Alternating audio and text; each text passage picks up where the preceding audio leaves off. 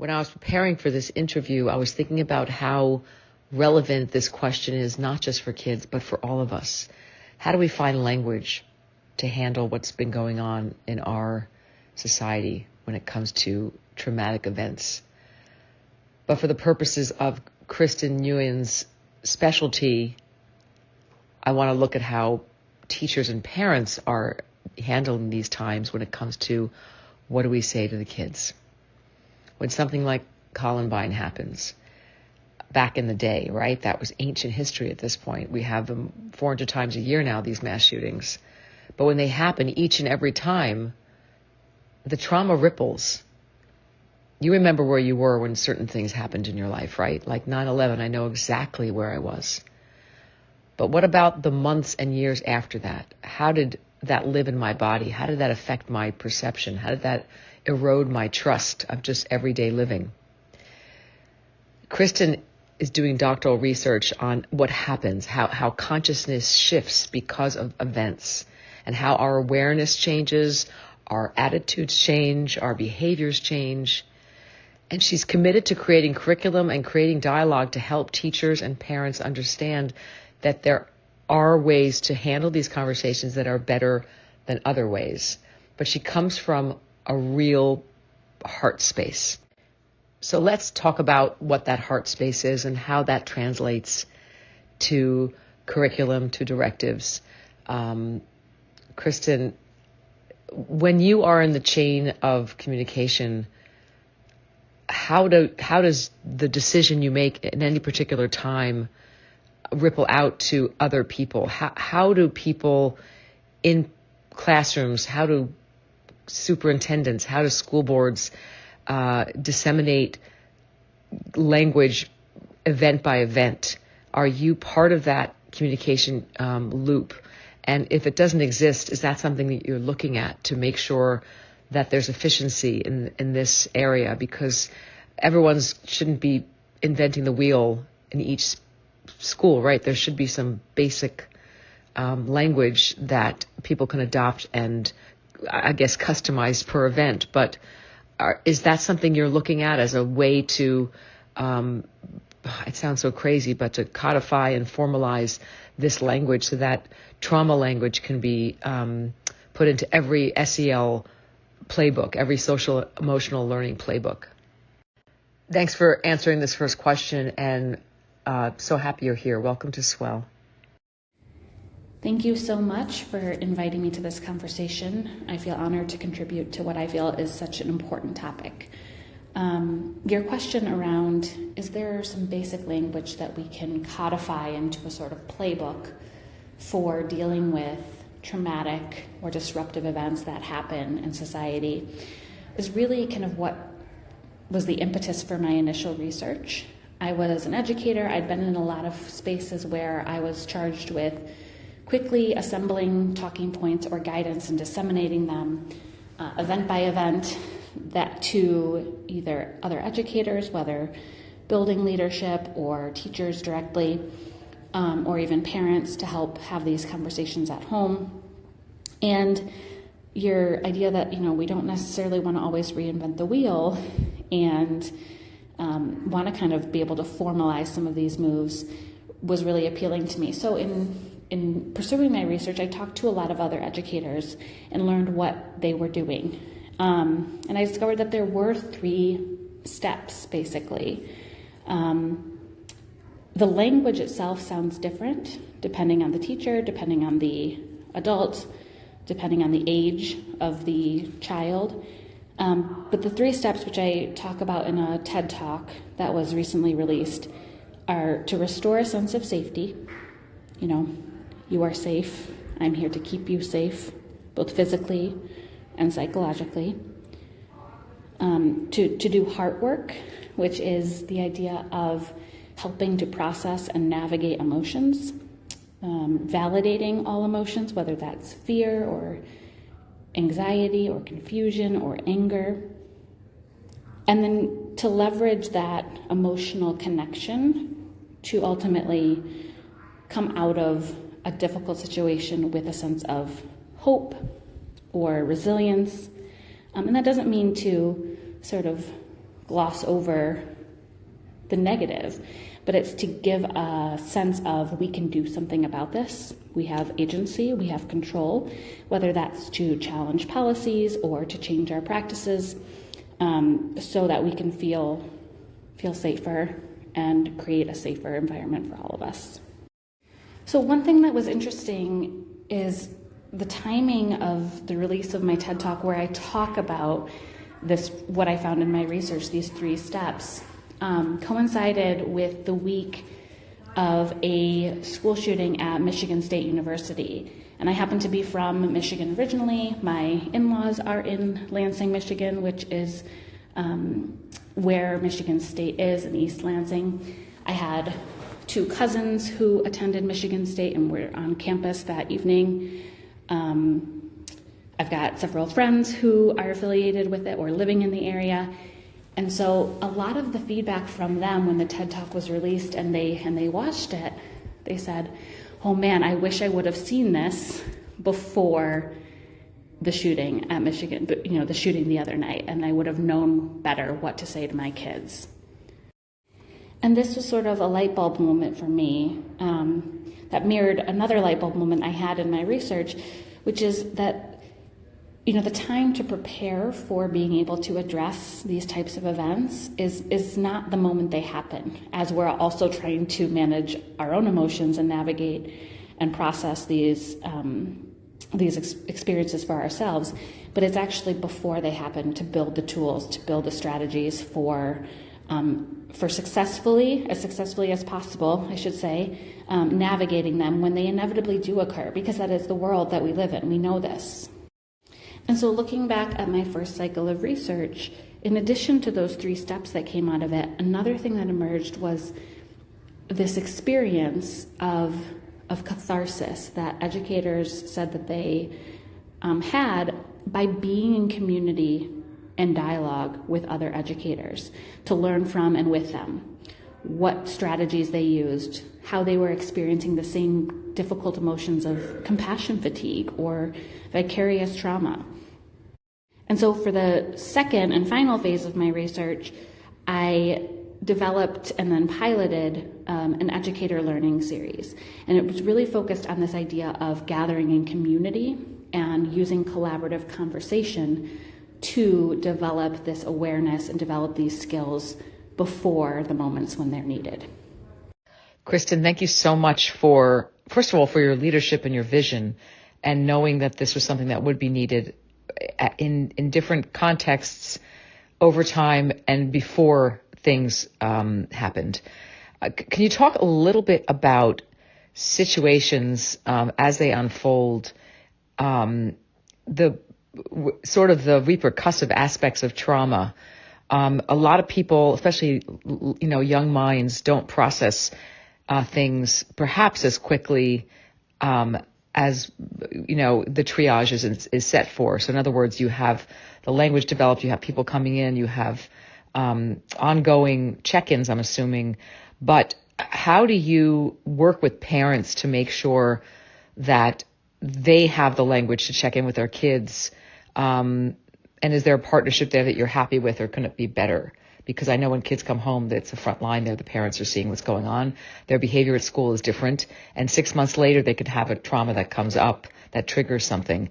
Are you in a dialogue with the Parents Teachers Association, things like that, so you have events that keep people abreast of what to prepare for, like you were prepared for? And is this something that obviously can be improved upon? But I think parents always need to feel like they're in community around this stuff. Yeah, the homeschool partnership is extremely important. And, a lot of schools and districts work with parents to provide the language or the talking points through sort of informational or parent education components. And I think that's a really important part. That might be simply teaching strategies and skills like, being available and present for your child and what that looks like. Being mindful of the news cycles. So when students come home with curiosities and questions about things, answering them honestly, but not dwelling or allowing that conversation to dominate the home. Another strategy is modeling, learning for themselves so that they can model and then practice with their child calming strategies, positive coping strategies.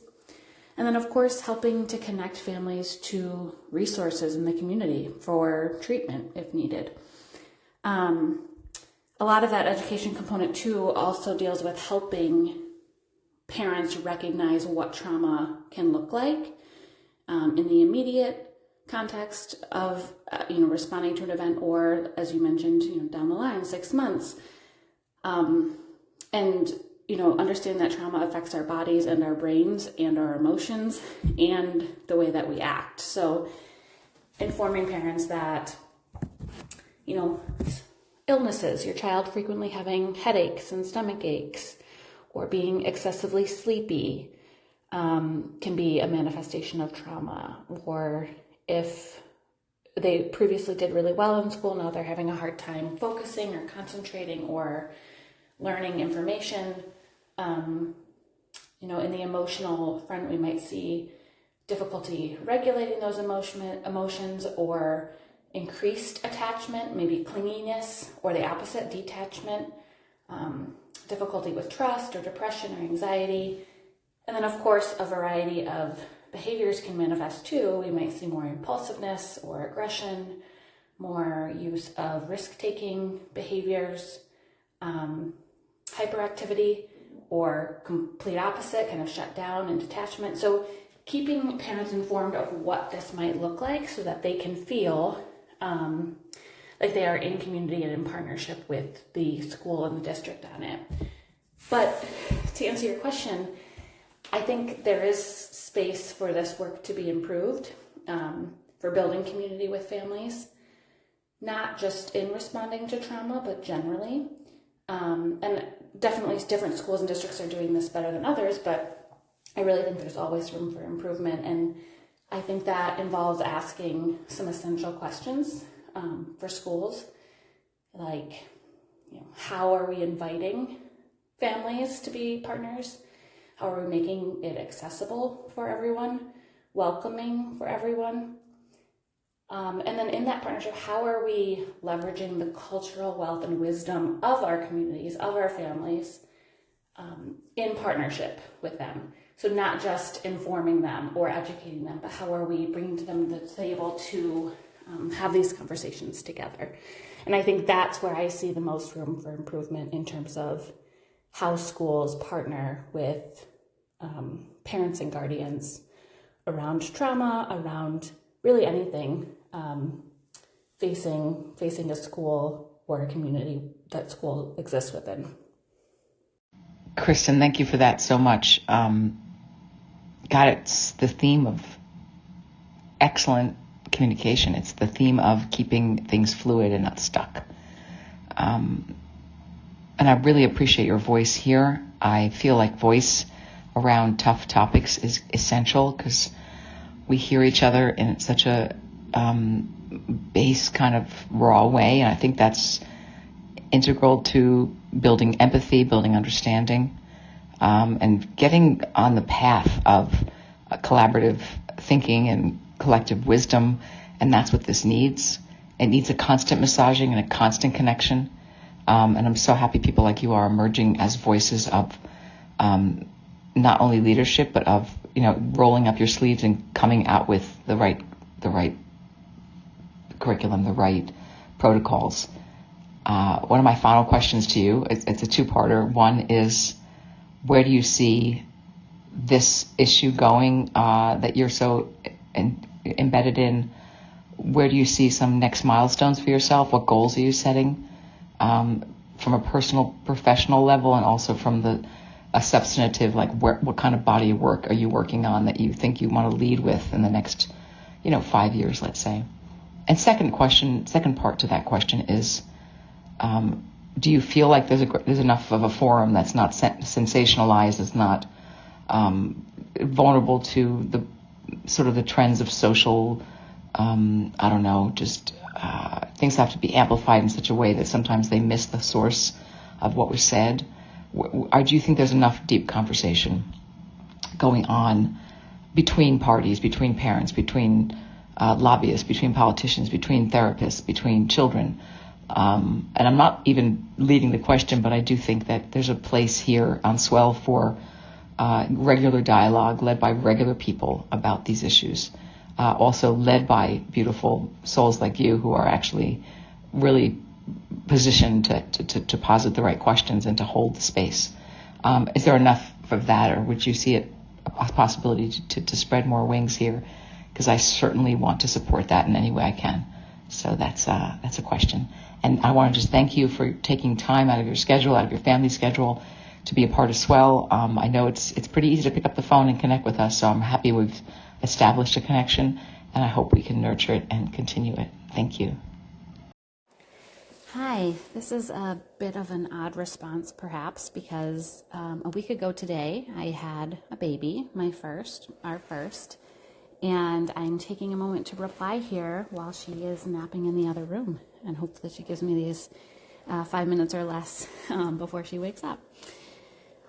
So as far as where this issue is going, I think the questions that you pose around needing a forum for deep conversation, needing to create or hold space for various people to engage in these conversations across aisles, across industries, across roles in young people's lives, whether that's educators or parents, youth workers, faith leaders, as you said, regular people having regular dialogue. I think we have to create the space for that in a non sort of news cycle debate way, which sometimes a lot of these things get turned into, unfortunately.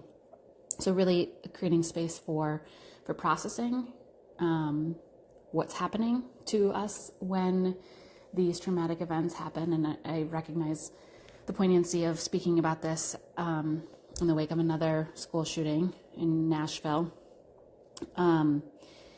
But creating space for processing, creating space for healing, and creating bridges.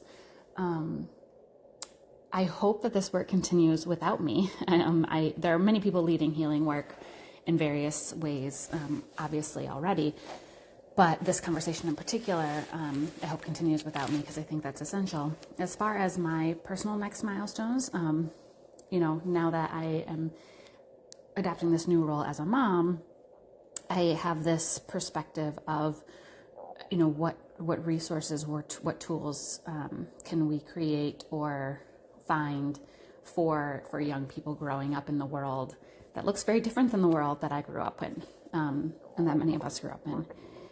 Whether that's, children's books or appropriate texts or other curricula to support embedded social emotional learning throughout all of K-12 learning and beyond, really.